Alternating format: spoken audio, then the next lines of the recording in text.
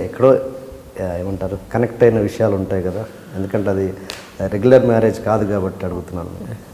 ఇప్పుడు అందరూ అలా చేసుకుంటున్నారు. రెగ్యులర్ ఏముంది అందులో, ఇర్రెగ్యులారిటీ ఏముంది అంటే ఎక్కడో ఒక మనిషిని మామూలుగానే అవును ఎక్కడో నచ్చితే కనెక్ట్ అవుతుంది. అది పెళ్ళి అయినా పెళ్ళి అవ్వకపోయినా థింగ్స్ ఆర్ లైక్ దాట్ ఉన్నప్పుడు కనెక్ట్ అవుతాం కదా. అంటే ఇలాంటి కొన్ని గొప్ప విషయాలు కాబట్టి మిమ్మల్ని ఎక్స్ప్రెస్ చేయమని చెప్తున్నాను అంతే, ఫోర్స్ చేస్తాను. ఇందులో గొప్ప విషయం ఉందండి. డెఫినెట్గా గొప్ప విషయం. అంటే ఒక ఆదర్శ పెళ్ళి అవ్వకపోవడం, ముందు అవ్వకపోవడం అన్నది మనం పట్టించుకోం.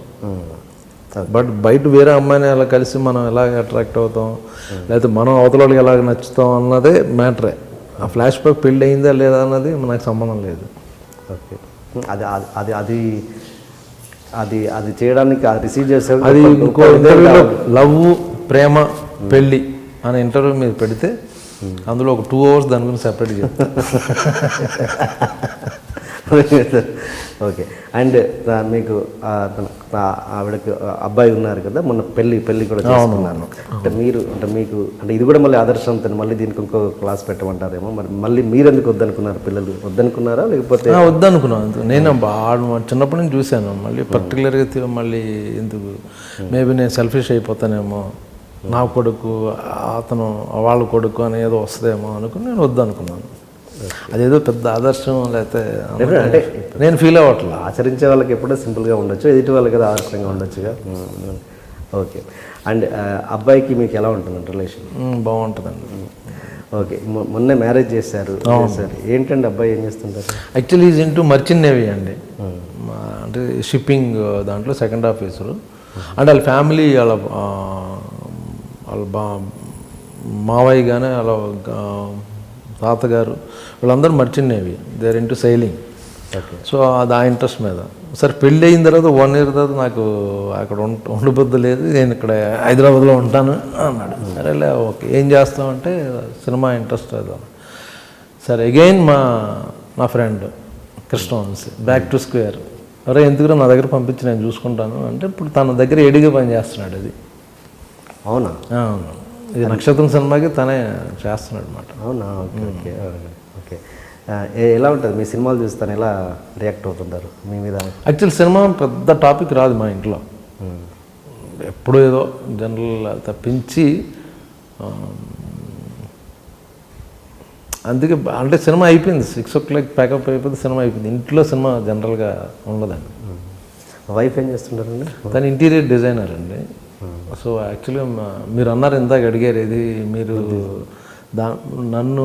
నాకు సినిమాలు లేనప్పుడు తనే పోషిస్తుంది.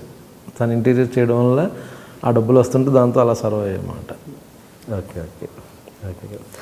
మీరు సింధూరం నుంచి చూస్తున్నాను మిమ్మల్ని. నాకు మిమ్మల్ని ఫిజిక్ అప్పుడు ఎలా ఉన్నారు, ఇప్పుడు అలాగే ఉన్నారు. ఏంటి మీరు తీసుకునే ఇది జాగ్రత్తలు? ఇంకా ఇండస్ట్రీలో సెటిల్ అవ్వలేదు నేను, అందుకనే ఫిట్గా ఉంటాను. అది యాక్చువల్గా నేను ఇప్పుడు నా జనరేషన్కి ఉన్న బ్యాచ్ అయితే సెటిల్ అయిపోయారు అందరూ. నేను I'm still fighting with younger generation అన్నమాట, కాంపిటీషన్ అది. సో అలర్ట్గా ఉంటాను నేను ఇప్పుడు. సో యాక్చువల్ ఆ థింగే నన్ను డిసిప్లైన్, లైఫ్లో కొంత డిసిప్లైన్, ఎర్లీగా పడుకోవడం, అన్నీ సిస్టమేటిక్గా ఉండడం వల్ల. సోషల్ లైఫ్ అసలు ఉండదా మీకు? ఉంటుందండి, అంటే లిమిటెడ్. నా ఫ్రెండ్స్ ఉన్నారు కొందరు, వాళ్ళు మా ఇంటికి వస్తుంటారు. So we have dinner and drinks అంత తప్పించి నేను ఎప్పుడో వాళ్ళు పిలిస్తే వాళ్ళని తప్పించి ఎక్కువ లేట్ నైట్స్ అవి ఉండవు. Okay okay. ఇంతకుముందు నేను మర్చిపోయింది ఏంటంటే, మిమ్మల్ని అప్పుడు ఆఫీసులు చుట్టూ తిరిగారన్నారు కదా, ఆ టైంలో మిమ్మల్ని ఎక్కువగా మీరు రవిరాజ పినిశెట్టి గారు ఆఫీస్ చుట్టూ ఎక్కువగా తిరిగారంట. తమిళ డైరెక్టర్లు ఎక్కువ కలిసేవాడిని. బాలు మహేంద్ర గారి ఇంటికి, భరతన్ గారి ఇంటికి వెళ్ళి అప్పుడు మలయాళం తమిళ సినిమాలు అక్కడే చూసేవాళ్ళం, నేను వంశీ అందరం. భరతన్ గారిని అడిగాను, డైరెక్టర్ గారు ఉన్నారని. ఆయన మొక్కలు నీళ్లు పోసుకుంటున్నాడు లుంగి కట్టుకుని. నేనే బాబు అన్నాడు. ఇలాగ బాలచంద్ర గారు ఆఫీస్ తిరిగేసేవాడిని. అలాగే అక్కడే రవిరాజ గారు మన శాలిగ్రామం ఉంటారు. వెళ్తే ఆయన చక్కగా ఆయన బాగా రిసీవ్ చేసుకునేవారు.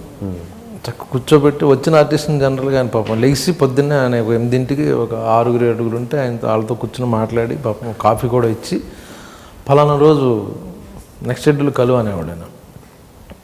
ఆ నెక్స్ట్ షెడ్యూల్ ఆయన ఇచ్చిన డేట్ 15వ తారీఖున అనుకుంటే పరిగెట్టిన ఇంట్లో పెళ్ళి ఉన్నా కూడా వెళ్ళేవాడు కాదు. కజిన్స్ ఇది అది ఇంపార్టెంట్ మీటింగ్ ఉందని ఆ 15వ తారీఖు వెళ్తే ఆయన ఉండేవాడు కదా అక్కడ. బాంబేలో హిందీ సినిమా షూటింగ్ అని ఇలా చాలాసార్లు తిరిగేసా ఆయన చుట్టూ. ఆల్మోస్ట్ సంవత్సరానికి 360 రోజులు అంటే 300 రోజులు ఆయన ఇంటికి వెళ్ళేవాడిని. ఆయనతో యాక్ట్ చేయడం కుదరలే అప్పుడు, ఇవ్వలే అసలు ఆయన. అలాగే మా అన్నయ్య సినిమాలో మంచి క్యారెక్టర్ వేసాను ఆయన సినిమాలో. చాలా లాంగ్ అయిన తర్వాత అలా ట్రై చేసిన వాళ్ళ దగ్గర అసలు ఎక్కడ కుదరలే. మీకు ఎప్పుడు అనిపించలేదా ఇప్పుడు కృష్ణవంశీ గారు అనుకున్నట్టుగా ఇంకెళ్ళిపోదాం, నెక్స్ట్ డే మీరు భోజనం పెట్టకపోతే వెళ్ళిపోయేవారు ఆయన? అంటే నాకు ఇంట్లో నుంచి భోజనం వచ్చేది, ఫుడ్ వచ్చేది కదా అనుకో. అది ఓకే ఓకే. అండ్ మీరు కర్మ సిద్ధాంతాన్ని బాగా నమ్ముతారంట. ఎట్లా దాన్ని మీరు ఎలా అప్లై చేసుకుంటారు? అంటే పూర్వజన్మ అంటే నమ్ముతాను నాకు తెలియదు. పూర్వజన్మ బట్టి ఇప్పుడు మీరు అన్నారు కొందరు ఏమి ట్రైనింగ్ లేకుండా ఇప్పుడు రాము గారు ఉన్నారు, ఆయన అసిస్టెంట్ డైరెక్టర్కి పెద్దగా ఏం చేయలే, ఓ అబ్జర్వేషన్ ఒక సినిమా చేశాడు. సో సడన్గా ఆయన ఏంటంటే ఇండియాలో one of the top most brain cinema గురించి. అది ఎలా వచ్చింది?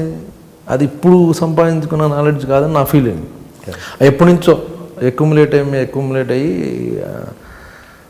ఒక్క సినిమా అబ్జర్వేషన్ చేసి శివాలాంటి సినిమా తీయడం అంటే మనం ఒక 100 సినిమాలు కో డైరెక్టర్ పనిచేసి లేదా అంత వర్క్ చేసినప్పుడు ఒక సినిమా చేసాడు. సో ఎక్కడో పాస్ట్ కర్మ నాలెడ్జ్ అంతా ఆయన దగ్గర ఉందని నా ఫీలింగ్. అలాగే యాక్టర్స్ కూడా.